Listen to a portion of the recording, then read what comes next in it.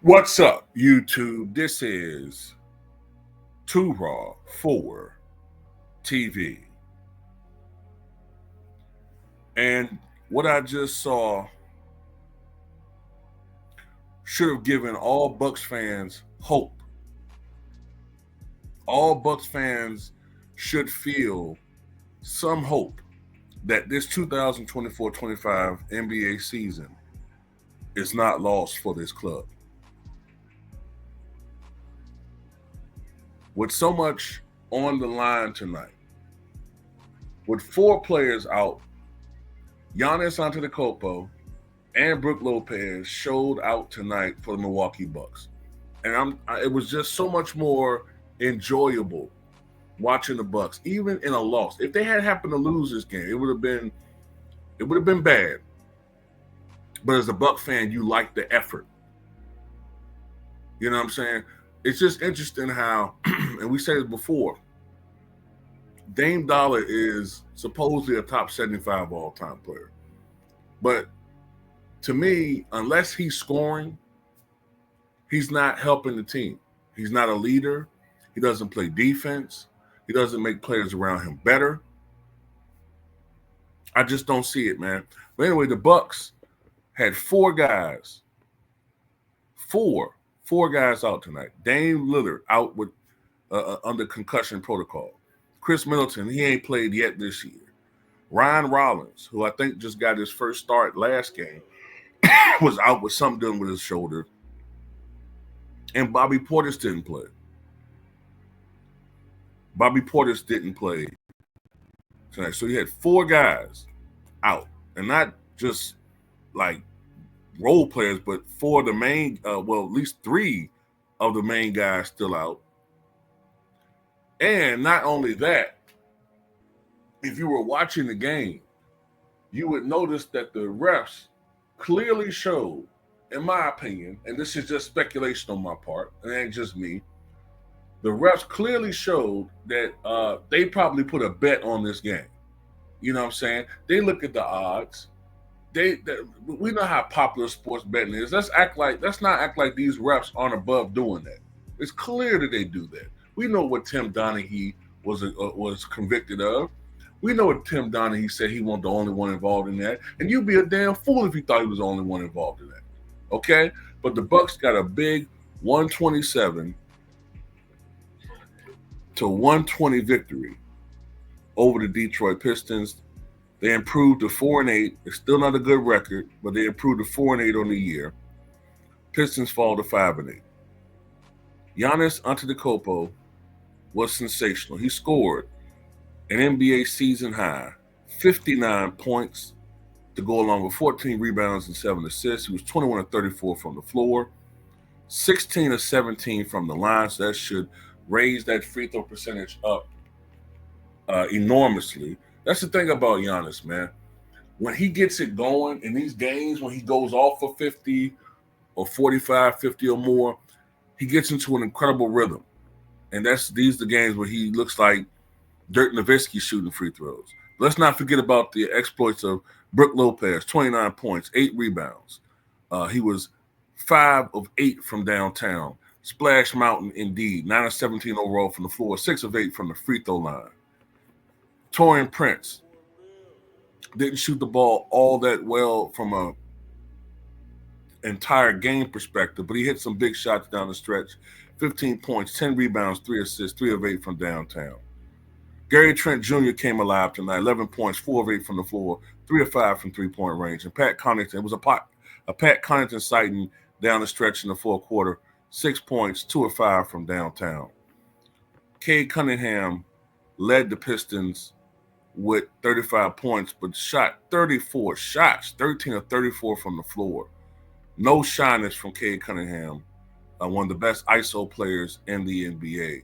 Malik Beasley, former Buck, had a big game, 26 points, 9 of 17 from the floor, 8 of 16 from downtown. Tobias Harris, former Sixer, former Clipper, 10 points, 4 of 15 from the floor, 2 of 5 from three-point line, 8 rebounds, and 5 assists. And the Bucks and Pistons shot similarly from the field. They shot similarly from the three-point line. The Pistons, who, if I'm not mistaken, were one of the worst three-point shooting teams in the league, shot 47% against the Bucks. Rebounding was even. Assists were pretty even. This was a pretty evenly matched game, but that says more for the heart and tenacity and hustle of the Bucks. They just looked more energized. It was more, when you play these younger guys, they just, they're more likely to try to prove themselves. You know what I'm saying? Than some of these coddled, privileged, big money contract players. You know what I'm saying? I'm not talking about Bobby Portis per se, but you saw the defensive effort tonight. Sometimes, a lot of times this season, actually most of the time this season, that was missing. And salute to the Bucks, man. Salute to the Bucks. Hey, a couple things I gotta point out. Isaiah Stewart is a clown.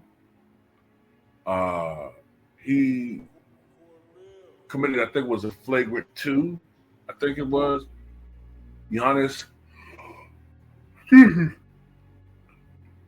was going up for a dunk. Isaiah Thomas yanked his jersey from behind. Giannis fell violently on the ground. Giannis could have had a season-ending injury behind that. Isaiah Stewart has a history of doing dumb,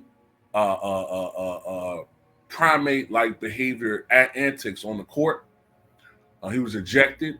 I saw him mouth the words to Coach, Wes Unseld Jr., I believe his name is. He mouthed the words, he's soft as hell, or he's soft as something like that. I know I saw him say something about him being soft, talking about Giannis. So I hope the next time that Giannis plays this team, I hope he drops 50 again. I hope he dunks on Isaiah Stewart's head. You know what I'm saying? Giannis the same dude that got into it with LeBron James a couple of years ago. He's a head case. You know what I'm saying? He's a fake ass wannabe enforcer, but it is what it is. Fuck him. These officials, I don't know what it was they're doing in these games, bro. I don't know what they're doing, but you never see officials down the stretch of a game make a call like that at the end of regulation going presumably into overtime. Okay? They called some foul. Giannis got a clean block. Okay? It was a clean block. I forget the player that he blocked for the Pistons. I forget his name right now, but it was a clean block. And it looked like they were going to take the game away from the Pistons. From the Bucks. Now the game should have just played itself out and went to overtime.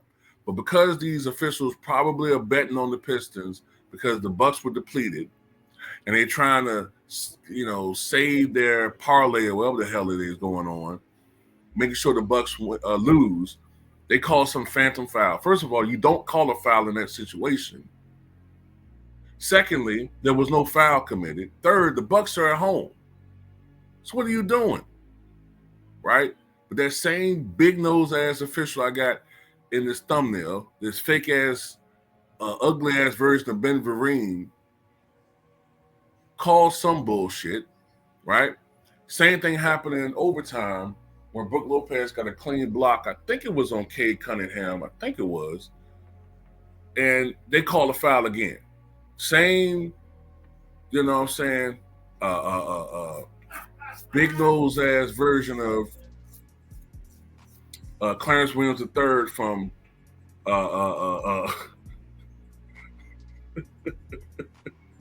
I forgot the damn movie and shit.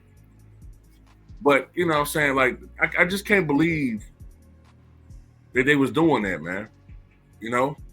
That's why people don't believe in the integrity of the NBA now. But this is the Adam Sandler. This is Adam Come, Adam Sandler. Adam Silver's NBA. He is a clown though. So, but the Bucks got a good victory tonight, man. Giannis went off for 59 points, and Giannis might lead the NBA in scoring now.